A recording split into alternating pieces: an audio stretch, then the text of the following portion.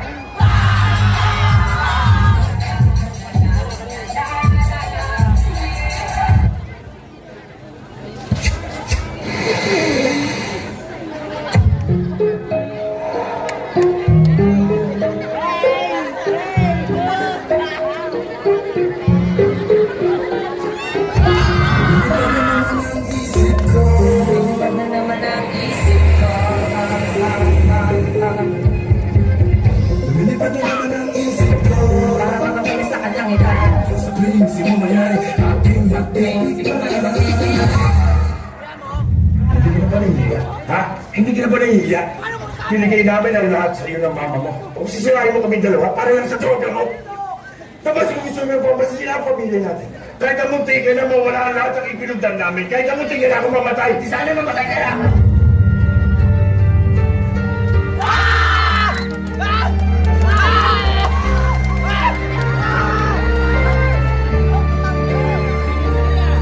Bawat yugto ng sandali, halos di ko alam.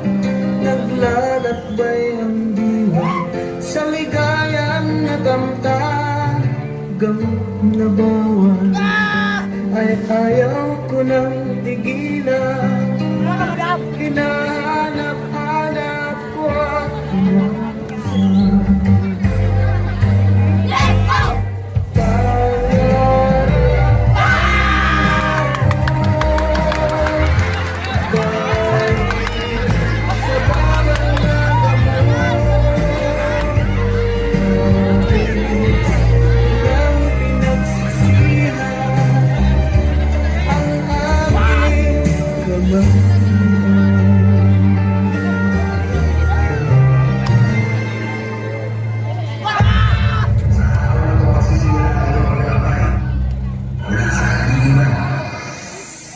If I allow the policeman to kill a human being kneeling down, shoot them dead. Extra shoot them in the heart or in the head. Gusto ko na talagang magtagong buhay kasi lumalaki na yung mga anak ko. Lamang nakaputi, pwede ka pang lumingon. Matinda mo sa'yo, munting kariton.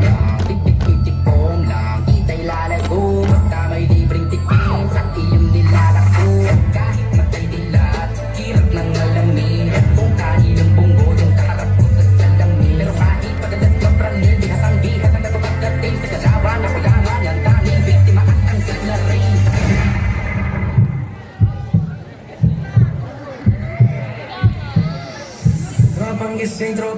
Tropang gising.